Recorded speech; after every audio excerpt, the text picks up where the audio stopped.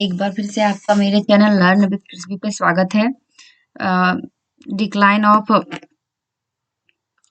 हड़प्पा सभ्यता के मैंने एक फर्स्ट पार्ट लेके आई थी और आज मैं सेकेंड पार्ट लेके आ रही हूँ। हड़प्पा सभ्यता का पतन का ये सेकेंड पार्ट है और आज हड़प्पा सभ्यता का पतन का जो पार्ट है पूरा कंप्लीट हो जाएगा, क्योंकि हड़प्पा सभ्यता का डिक्लाइन से आजकल बहुत ज्यादा क्वेश्चन आ रहा है, क्योंकि डिक्लाइन की जो थ्योरी है वो इतिहासकारों ने दी है अपने अपने अनुसार, क्योंकि उसका कोई लिखित प्रमाण तो नहीं है, बट कहीं लिखित प्रमाण साक्ष्य हड़प्पा सभ्यता का तो नहीं है।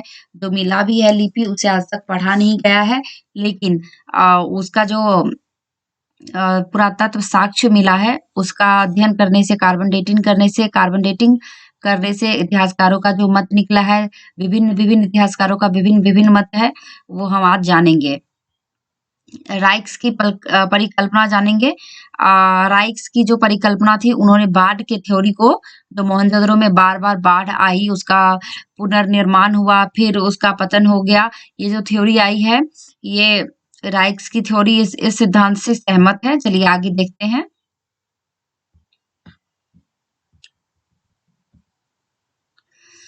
राइक्स ने तर्क दिया कि ऐसी बाढ़ जो इमारतों को बस्ती के भूमि स्तर से 30 फीट ऊपर तक डुबा सकती है, सिंधु नदी में सामान्य बाढ़ का परिणाम नहीं हो सकती। उनका ये मानना है कि ऐसा बाढ़ जो कि 30 फीट ऊपर तक भूमि स्तर को या बस्तियों को डुबा सकती है, या सिंधु नदी में सामान्य बाढ़ का परिणाम नहीं हो सकता है। उनका मानना है कि हड़प्पा सभ्यता का पतन भयावह बाढ़ के कारण हुआ। राइक्स का मानना है कि हड़प्पा सभ्यता का जो पतन हुआ है वो बाढ़ के कारण ही हुआ, जिससे कारण सिंधु नदी के तट पर स्थित शहर लंबे समय तक जलमग्न रहे।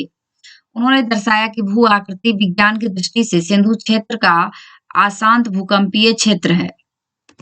हो सकता है कि भूकंपों ने निचली सिंधु नदी के तट के मैदानों के स्तर को बढ़ा दिया हो और मोटे तौर पर सिंधु नदी से लगभग समकोण पर एक धुरी के साथ मैदान के इस स्थान से नदी का समुद्र की ओर मार्ग अवरुद्ध हो गया। जो नदी का जो जल है वो समुद्र में जाके गिरती है, जिससे कि नदी का जो जल स्तर वो बराबर स्थिति में रहती है और आसपास के क्षेत्र को अपने जलमग्न नहीं करती है। लेकिन राइक्स जो बता रहे हैं कि भूकंप के कारण वहां का जो समुद्र का जो रूट था, जिससे कि नदी समुद्र में जाके मिलती थी, गिरती थी, तो वो रूट अवरुद्ध हो गया, जिस कारण की जो जल है, जल का स्तर बढ़ता गया और पूरे हड़प्पा सभ्यता का जलमग्न करके उसका विनाश कर दिया, जिसके कारण सिंधु नदी का पानी जमा हो गया। उस क्षेत्र में एक झील बन गई थी जहां कभी सिंधु के शहर पनपे थे, और इसी प्रकार नदी के बढ़ते जल स्तर ने मोहनजोदड़ो जैसे शहरों को निगल लिया। जैसा कि हम भी आपको समझाए कि इस तरह जल का स्तर जो बढ़ता गया, जिससे कि मोहनजोदड़ो के शहर डूब गए।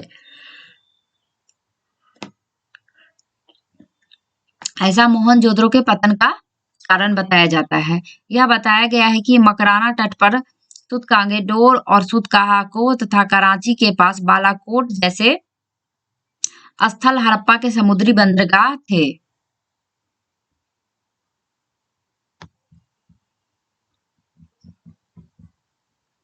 देखते हैं उसका प्रसार और गिरावट।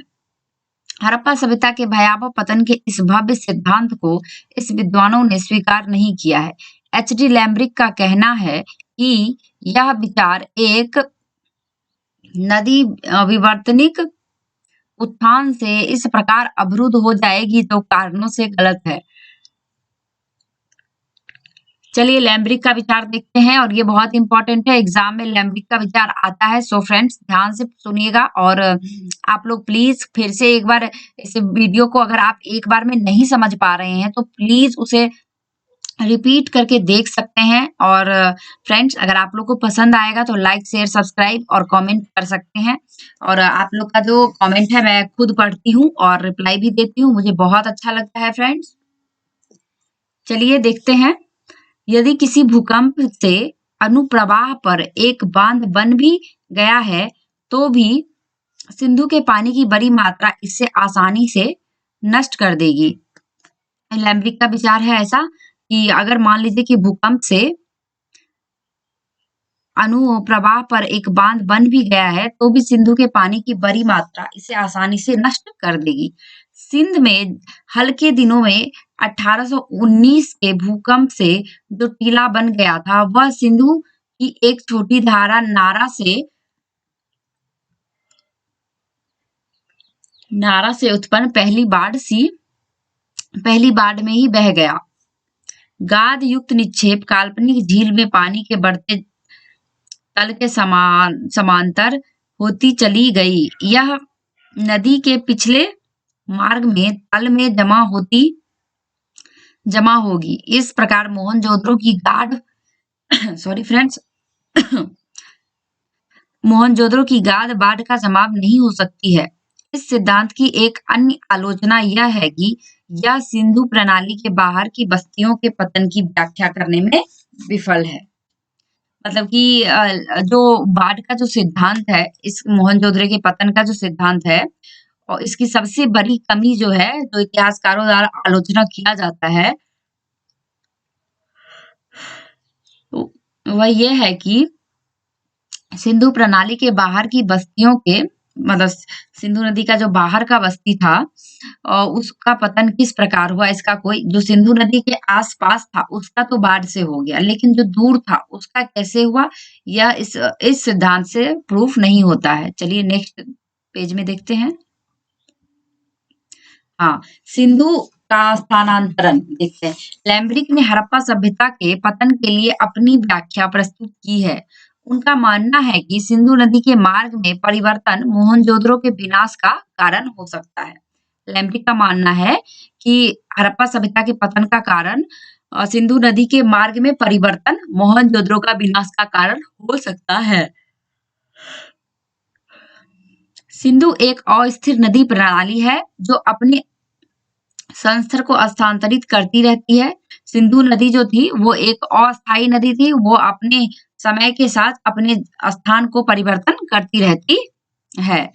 स्पष्ट तौर पर सिंधु नदी मोहनजोदड़ो से लगभग 30 मील दूर चली गई। शहर और आसपास के खाद्यान्न उत्पादन वाले गांव के लोगों ने इस इलाके को छोड़ दिया क्योंकि उन्हें पानी नहीं मिल पा रहा था। मोहनजोदड़ो के इतिहास में इस तरह की बात कई बार हुई। शहर में देखा गया गाद वास्तव में पवन क्रिया का उत्पाद है, जो बहुत अधिक रेत और गाद को बहाकर ले आई।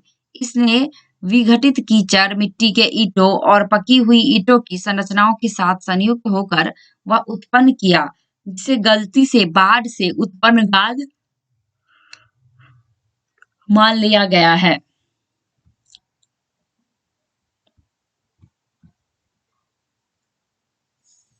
यह सिद्धांत भी समग्रता में हड़प्पा सभ्यता के पतन की व्याख्या नहीं कर सकता है।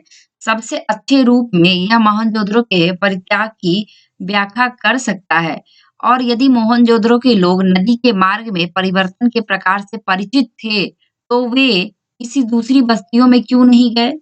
ऐसा लैम्ब्रिक का कहना है कि अगर मोहनजोदड़ो के लोग नदी के मार्ग परिवर्तन की प्रक्रिया से परिचित थे, कि मतलब नदी टाइम के साथ अपना परिवर्तन करती है, तो वह किसी दूसरे बस्तियों में क्यों नहीं गए? वह मोहनजोदड़ो जैसा दूसरा शहर क्यों नहीं बसाया? क्योंकि जो एक बार बसा सकता है, वो बार-बार बसाया जा सकता है। जिसको अगर बसाने की प्रक्रिया पता है, तो वो उस प्रक्रिया से कहीं भी अपना नवीन बस्ती का निर्माण कर सकता है, जिसका आसपास कोई प्रमाण नहीं मिल रहा है। इसलिए लैम्ब्रिक ने ऐसा प्रश्न उठाया है कि उन्होंने जब उन्हें मार्ग परिवर्तन की प्रक्रिया पता थी, तो वो कहीं और जाके बस्ती का निर्माण क्यों नहीं किया? स्पष्ट तौर पर एक अन्य शहर स्थापित कर सकते थे। ऐसा प्रतीत होता है कि इसके पिछले कुछ अन्य कारक भी थे।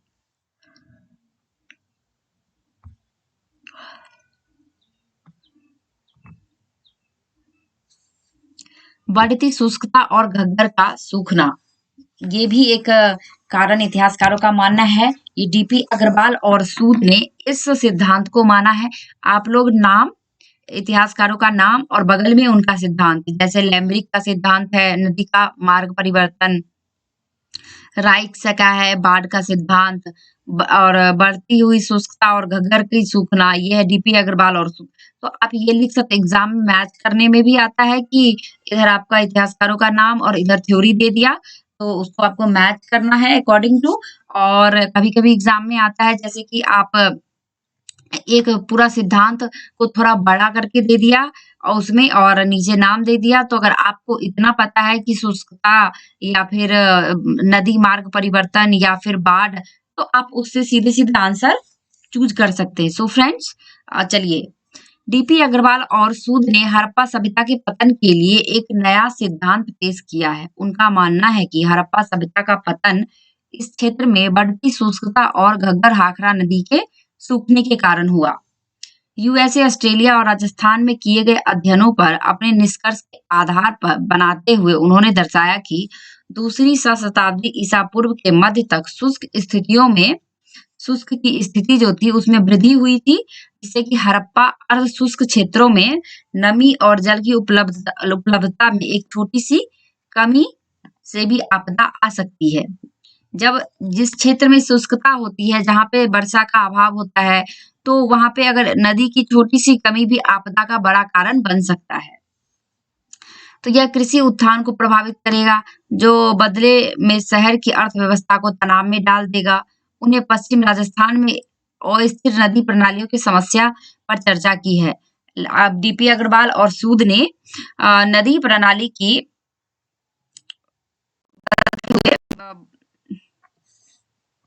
राजस्थान में अस्थिर नदी प्रणाली की समस्या पर भी चर्चा की है। जैसा कि पहले कहा गया था कि घग्गर-हाकरा क्षेत्र हड़प्पा सभ्यता के प्रमुख क्षेत्रों में से एक था। घग्गर समुद्र में गिरने से पहले पंजाब, राजस्थान और कच्छ की सराय से बहने वाली एक शक्तिशाली धारा थी। घग्गर नदी जो थी और एग्जाम में ये भी आता है कि घग्गर नदी के किनारे कौन सा हड़प्पा साइट बसा हुआ है, तो वो है कालीबंगा। तो घग्गर समुद्र में गिरने से पहले पंजाब, राजस्थान, कच्छ की सराय से बहने वाली एक शक्तिशाली धारा थी।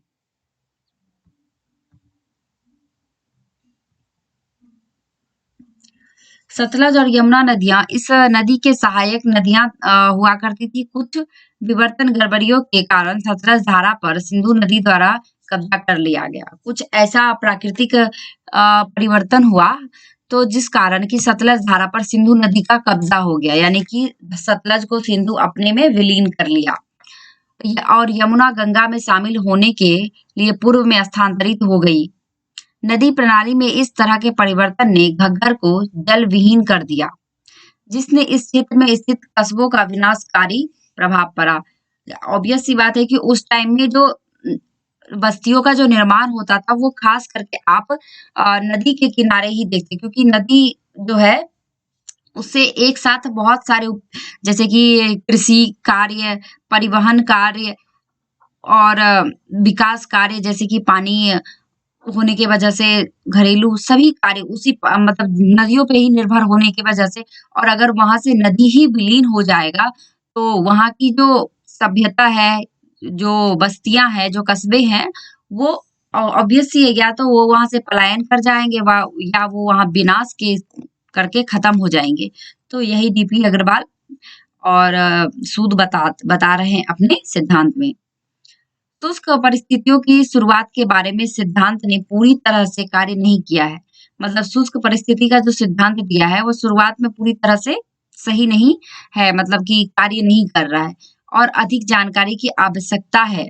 इस प्रकार घग्गर का सूखना अभी तक ठीक से तय नहीं किया गया है। इस प्रकार घग्गर के सूखने की वजह से जो पतन कार्य हुआ है, यह ठीक से माना नहीं गया है। इसमें भी कुछ कमियां हैं। बर्बर आक्रमण, और ये बहुत इंपॉर्टेंट क्वेश्चन ये भी एग्जाम में आता है कि व्हीलर का मानना मतलब कि जो बर्बर आक्रमण हुआ, आर्यों का आक्रमण हुआ, इस वजह से हड़प्पा का पतन हो गया, और यह किसका मत है, किसका थ्योरी है, तो ये मार्टिन व्हीलर का थ्योरी है। व्हीलर का मानना था कि हड़प्पा सभ्यता आर्य आक्रमणकारियों द्वारा नष्ट कर दी गई। यह बताया गया है कि मोहनजोदड़ो में आधिपत्य के अंतिम चरणों में, जब मोहनजोदड़ो के आधिपत्य के अंतिम चरण में था, तो एक नरसंहार का साक्ष्य है, यानी कि युद्ध का साक्ष्य है, जहाँ मानव कंकाल सड़कों पर पड़े मिले हैं। ऋग्वैदिक समय फिर से दासों और दस्यु के किले को संदर्भित करता है। वैदिक सभ्यता इंद्र को पुरंदर कहा जाता है। एग्जाम में ये भी क्वेश्चन आता है। तो पुरंदर कहा जाता है जिसका अर्थ है किलों का विनाश। पुरंदर का अर्थ होता है किलों का विनाश करने वाला। ऋग्वैदिक आर्यों के विनाश के भौगोलिक क्षेत्र में पंजाब, घग्गर, हाकरा क्षेत्र शामिल थे। क्योंकि इस ऐतिहासिक चरण में इस क्षेत्र में किलों के अन्य सांस्कृतिक समूह के कोई अवशेष नहीं है। व्हीलर का मानना था कि यह हड़प्पा शहर थे जो यूरोपिया नामक एक स्थान का उल्लेख है। वास्तव में ऋग्वेद में यूरोपिया नामक एक स्थल का उल्लेख है। यह स्थान रावी नदी के तट पर स्थित है। आर्यों ने यहाँ एक युद्ध लड़ा था। स्थान का नाम काफी हद तक हड़प्पा के समान लगता है। इन साक्ष्यों से व्हीलर ने यह निष्कर्ष निकाला कि यह आर्य आक्रमणकारी थे जिन्होंने हड़प्पा के शहरों को नष्ट कर दिया।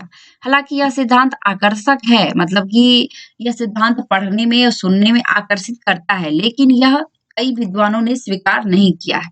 वे बताते हैं कि हड़प्पा सभ्यता के पतन के अंतिम तिथि 1800 ईस्वी पूर्व मानी जाती है। दूसरी ओर आर्यों के बारे में माना जाता है कि वे लगभग 1500 ईसा पूर्व के अवधि से पहले यहाँ नहीं आए थे। तो यहाँ तिथि का जो है वो मतभेद हो जाता है, जो देख सकते हैं। वर्तमान ज्ञान के अनुसार यानी कि प्रेजेंट नॉलेज के अनुसार किसी भी स्थिति को संशोधित करना मुश्किल है और इसलिए हड़प्पा और आर्यों के एक दूसरे से मिलने की संभावना नहीं है। इसके अलावा ना तो मोहनजोदड़ो और ना ही हड़प्पा में सैन्य हमले के कोई साक्ष्य मिले हैं। गलियों में फैले मानव शरीर के प्रमाण महत्वपूर्ण हैं। यह हालांकि आसपास के पहाड़ी इलाकों से डाकुओं द्वारा छापे के कारण हो सकता है।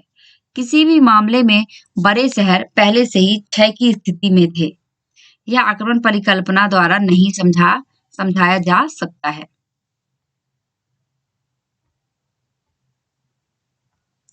चलिए अब 3 स्लाइड और बचे हुए हैं। 2 स्लाइड, ये फर्स्ट, थर्ड, लास्ट।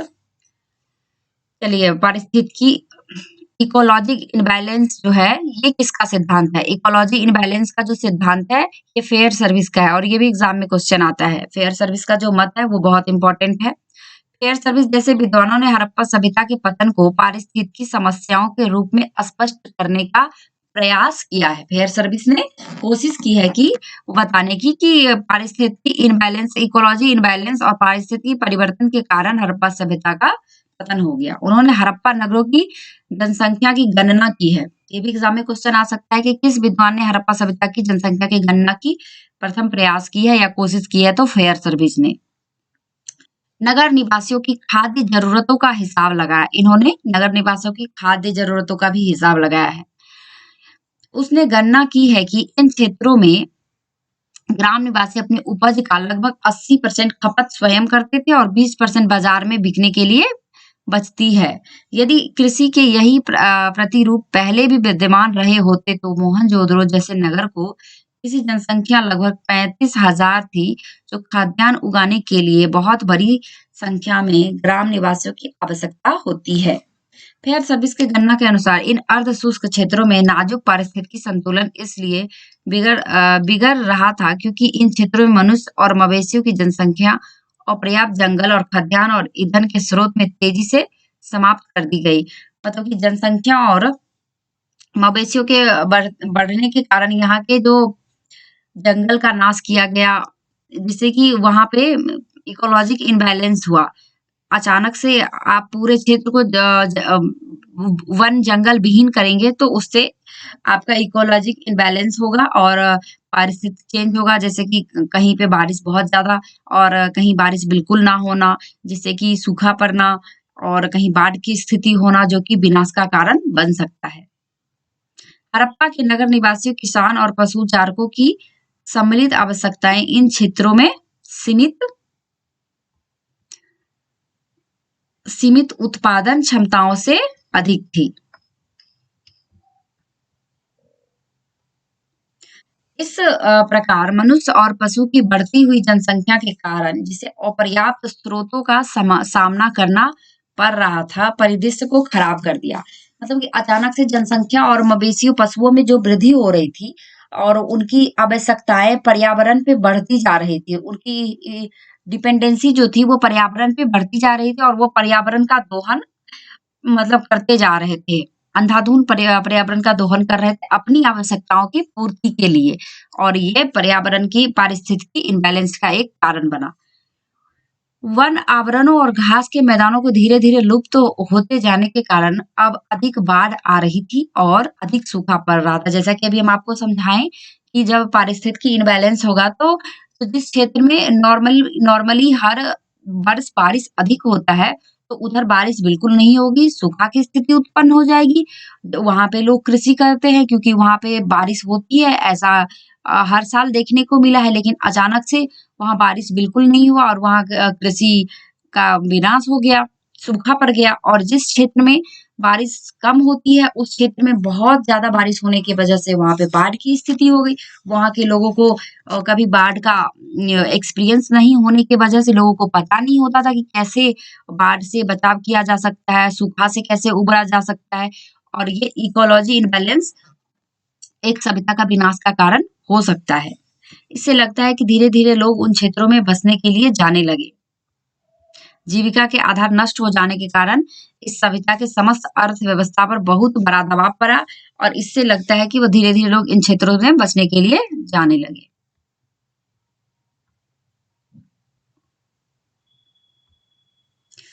जहाँ आजीविका की बेहतर संभावनाएं थी, यही कारण है कि हड़प्पा समुदाय सिंधु से दूर गुजरात और पूर्वी क्षेत्र की ओर चली गई। अब तक जिन सिद्धांतों पर चर्चा हुई है, उन सभी में से फेयर सर्विस का सिद्धांत सर्वाधिक प्रशंसनीय लगता है। जैसा कि अभी हम आपको समझाएं, ये पढ़ने से ही थोड़ा-सा अपने आप में एक सैटिस्फैक्शन जैसा लगता है कि सबके मत में कुछ ना कुछ कमी है, लेकिन इनका जो मत है, इसमें थोड़ा-सा रियलिस्टिक देखा जाता है और इनका सिद्धांत काफ़ी प्रशंसनीय है। संभवतः नगर नियोजन और जीवन स्तर में क्रमिक ह्रास हड़प्पा निवासियों के जीविका आधार के समाप्त हो जाने के कारण था। पतन की यह प्रक्रिया आसपास के समुदाय के आक्रमणों और छापों से पूरी हुई। हालांकि पर्यावरण संकट के सिद्धांत में भी कुछ समस्याएं हैं।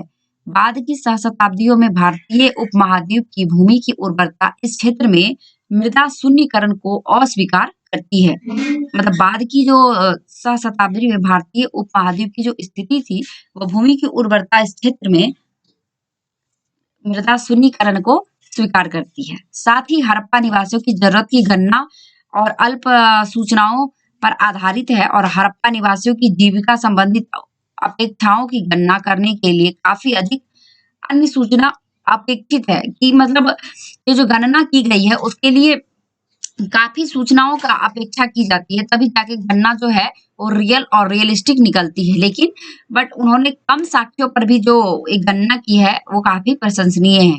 इस प्रकार ऐसी अल्प अपर्याप्त सूचना के आधारित गणना तब तक मात्र परिकल्पना ही रहेगी जब तक इसके पक्ष में और अधिक साक्ष्य नहीं जुटाए जा सकेंगे।